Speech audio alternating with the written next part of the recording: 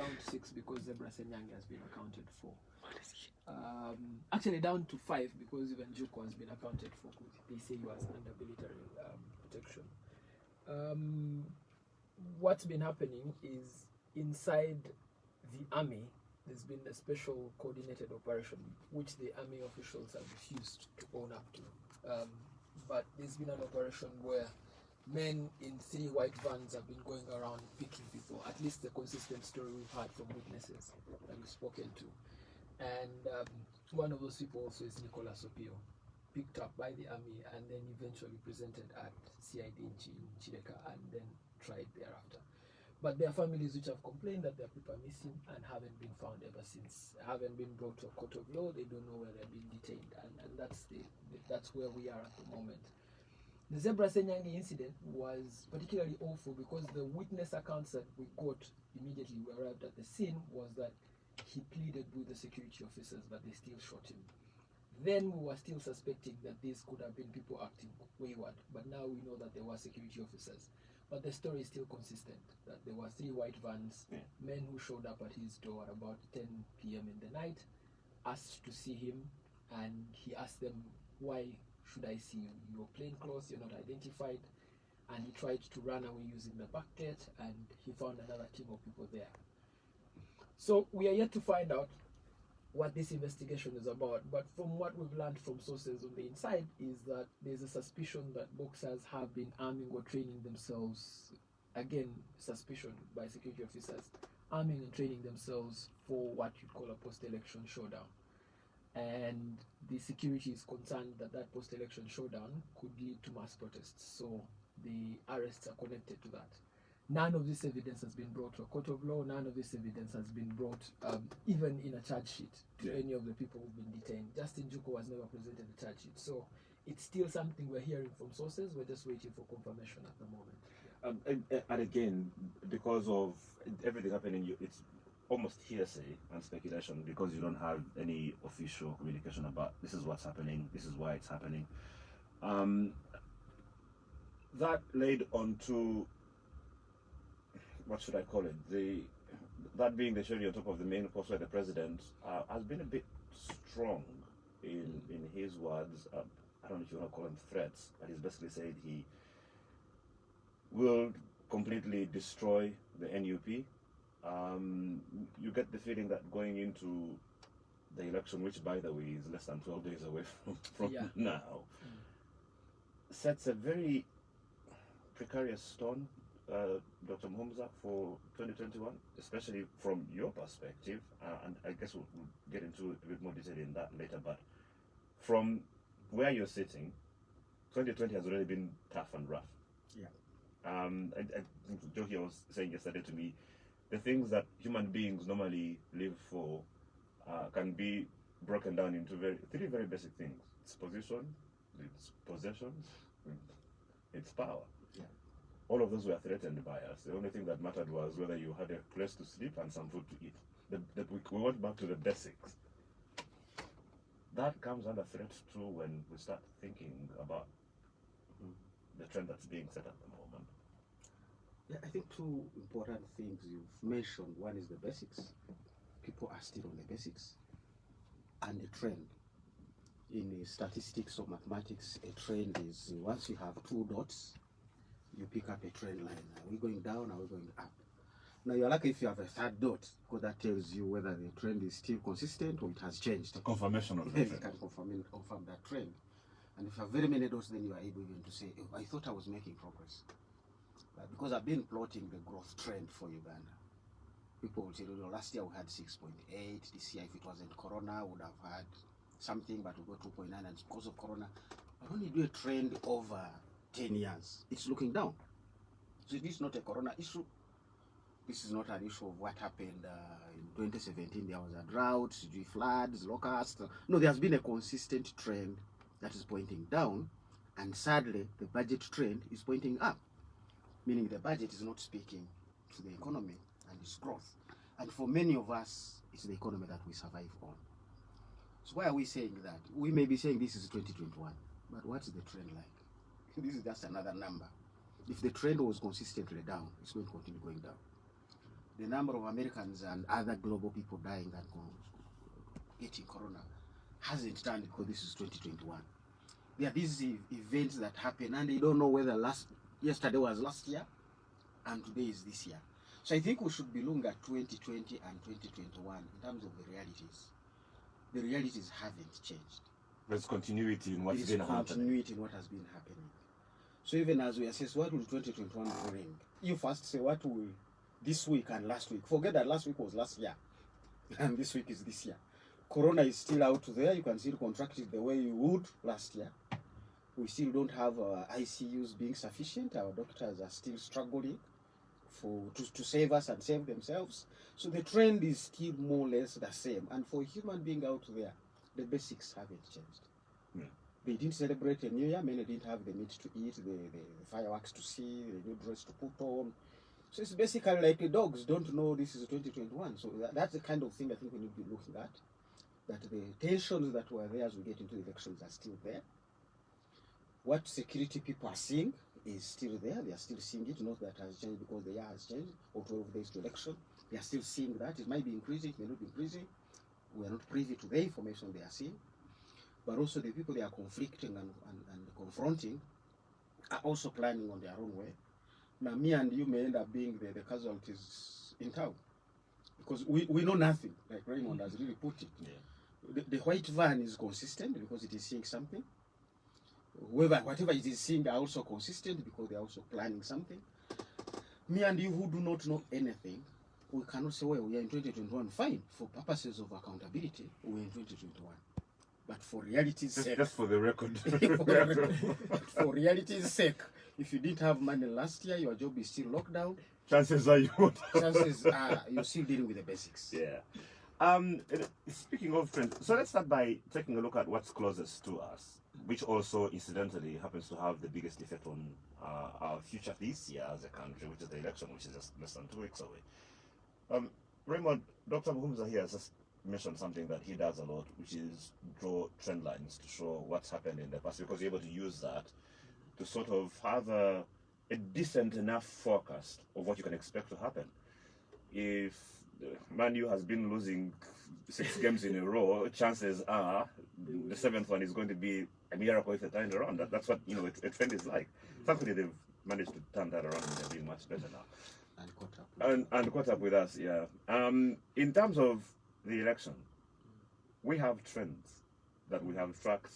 Again, we're having a discussion yesterday from 2001, 2006, 2011, 2016. There are very clear trends of things that and patterns that you normally see in the Ugandan elections. Do we see anything different this year? What do we see? What sort of stage is being set up for the 2021 election in Uganda? Doctor was talking about last week being last year. I just wanted to remind him that this week was also last year. That's so consistent. Yeah, but talking about trends, and this is something that I encourage people in the newsroom to look towards. One of the most consistent things is the way in which the opposition is dealt with about 3 weeks to an election. In 2001, the then Besigye was accused of co-opting military officers. In 2006, a PRA story started 3 weeks to the elections. He was later detained for it. When was the rape story? That's John Chakucha, that's 2006 still. But it started with a PRA story, treason, which was tried for. In 2011, walk to work, and we were even told by a whole IGP that, FOC was out there getting gangs to burn up petrol stations, burn up police stations. None of that happened, but many people were arrested around the opposition. In 2016, again, another manufactured story of P10 going to burn fuel stations. In fact, it was even said that P10 had wanted to burn State House then. And many other more people were arrested, detained. It's no different now that you're seeing the same story of boxers are trying to overthrow government, so they are arrested and detained. That's a trend. It's consistent. It's the way security deals with these things. The other consistent trend is the opposition reaction to it, surprisingly, is always the same. It's always, we are innocent, we are innocent, we're innocent. And I think that for me, what might happen is that consistent with what has been happening.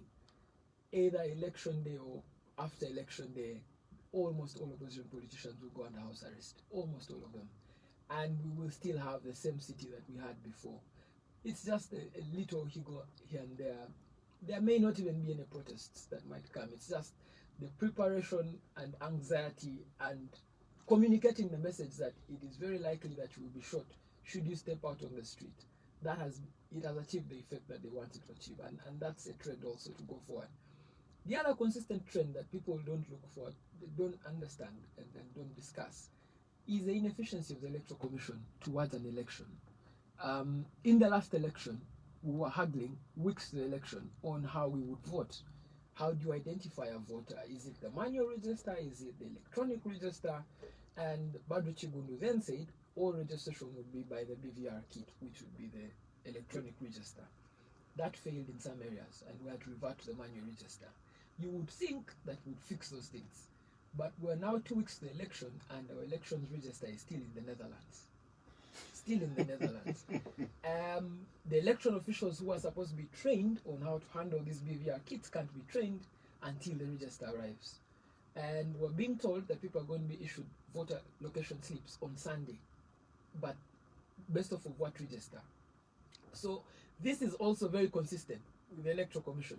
You will have an election where the Electoral Commission will have deficiencies in some areas, and those areas, very surprisingly, are areas where there are high populations. Yes. Again, so those are all consistent trends that we always have. But the other consistent trend is the religious leaders also. Every election we have a week to the elections or two where religious leaders come out and say, we need to be peaceful, we need to go and vote in peace, Uganda will still be with us. Nobody's addressing the injustices that are happening, but they are saying, we need to be peaceful for the election to happen and after the election. Those are some of the consistent trends that I always see. But I think that for this particular election, you will have a very low voter turnout, whichever way it comes. You're going to have a very low voter turnout. I have many of my friends who are even asking me, is it safe to be in the city when the elections are going on? I know families which have gone back to their country homes and said, we will only return when we know that things are safe. So you will have a very low voter turnout in this election. Who does a low voter turnout favor in this case? Because one of the trends that you haven't mentioned that has obviously been very consistent is that we have. I used to enjoy playing pool a lot. And in pool we had a thing called winner stays. In this particular case, one person has been on the pool table for the entire night. No one has been able to get that black ball past him. Does it look at all like that could change? Kasparov. There's Create another league for chess. The man will always win anyway. Why don't we do something else? Because that doesn't seem to be changing, right? Yes. We seem to be going in sort of the same direction then. I think that for me this is the thing. There's a power of incumbency. Even if Museveni did have to rig an election, the power of incumbency is that his government employs close to 1.2 million people. Those people will show up and vote for their jobs, and their jobs are safe with the incumbent.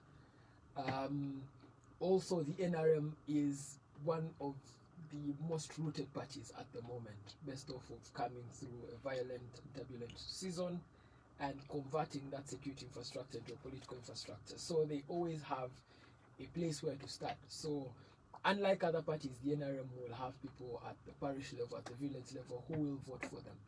So the NRM will always start an election with about 2 million votes and thereafter compete for the other votes. It's a big head start. Yeah, it's a big head start, but you can't deny it, it's there. The opposition, on the other hand, will always start, first of all, with a shortcoming, or the fact that they've not been able to reach some of the voters that they had wanted to reach. And you've seen the manner of campaigns. Police has been blocking them almost everywhere they were going. But also they approach it with their usual disorganization as the opposition. In every opposition election, you have almost 4 opposition candidates who do not realize that by splitting the vote, they are splitting what would be their margins of winning. So we'll also have that opposition disorganization affecting the election. And then you will have, after the NRM and the opposition, you will have what you call the surprise candidates. In the last election, you had a Maureen Chalia. Surprise candidate didn't become the last. in this election you have a John Katumba. He's a surprise candidate. He won't be the last.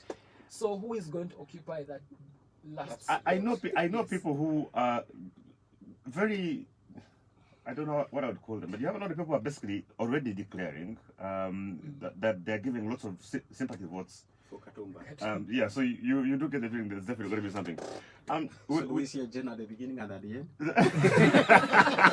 have enough generals, we can castle them around. That'll be very interesting. We also have the issue of the way the campaign has been handled, especially because of COVID-19 and all of that. But also now you have campaigns being banned in many different places, and that has also created its own dynamic. Do you think that lends credence to your theory about low voter turnout? Does that actually make the turnout much lower? Also, I'm sorry to sound very ignorant, but I need to ask: is there a threshold, Dr. Mumza, below which, if the voter turnout is below a certain percentage, the election becomes irrelevant? So even if 10 people go and vote, the law says valid votes cast. If there are 10 valid votes cast, then that's it. But that becomes interesting then, because again, like you're saying, you have campaigns being stopped in very many places. You're going to have a lot of people saying, you know what, we know what's been happening for these many years before. Why do I need to go and vote? That looks like the most likely scenario now, doesn't it? Yeah, the voter turnout question is, so Uganda on average achieves 59.2% voter turnout. That's looking at 4 elections. But if you take out the outlier election of 2016, the voter turnout goes down to 52.4%. So again, look at the voters register now, we have 17 million voters. Very likely only 9 million are going to show up and vote. Yeah. From the 9 million, whoever marshals just 5 million has won the election. And already, as you can see, the NRM will not fail to get 5 million voters. Even if they didn't have to read, they won't fail to get that number.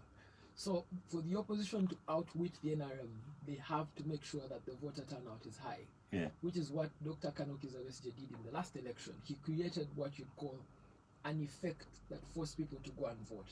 In the last part of the campaign, he boiled down his campaign to one thing: do you want to live with swagger in the next government? Yeah. And that particular swagger effect got many young people showing up to vote, to stay and protect their vote, and then get those votes counted. And for the first time, the FDC got 3.5 million. But it had also come from organization done by Mugisha Muntu, of protecting the party's votes at almost all polling stations. Yeah, who has, now, of course, then since gone to... you don't have that infrastructure now. You don't have it. Yeah. The National Unity Platform, I think, fielded only 244 MPs. Those are the only areas where you can protect votes validly. So you have another 100 and something polling stations which are out for the grabbing. Yeah. Dr. Humza, you're the numbers person. From what Raymond is saying, is there an argument to be made that, for starters, because the NUP presidential candidate happens to be a person who is very popular with young people, and also the fact that since 2016, you've had a lot of young people crossing the voting age threshold, and that therefore could give him a big boost in terms of having a lot of young people now showing up to vote, because you have seen him garnering quite a bit of support, especially among young people, and they seem to be very passionate about their support for him, at least individually, even if it's not for the NUP as a party. I think there is that factor which, as you're saying, what may be different from the previous years. This is going to be determined by the younger people. Majority of the people who are not going to vote are not the young ones. The young ones, first of all, they are agile and they want to go out there and exercise their right for the first time. Me and you may have voted several times. Do I even want to go there? I may get shot, I may get tear gas, so you'll be comfortable staying possibly in your home watching Arsenal versus something, if there is anything like that, and there might be, because the Europeans don't know we are voting. They will continue with their schedule, or even there might be more. But the young people don't even have a home to stay in, to say I'm not going there. So they'll be on the street, they'll be on the road, they'll be trying out to vote. So the numbers are going to definitely be inclined towards the younger people. But both of them have these younger people numbers, as we are saying. So that will be a key determinant of what we see out there. But also I see scenarios. In the previous votings, we've been seeing courts coming after elections. Now, are we going to see chaos before elections? Especially the thing that Raymond has raised.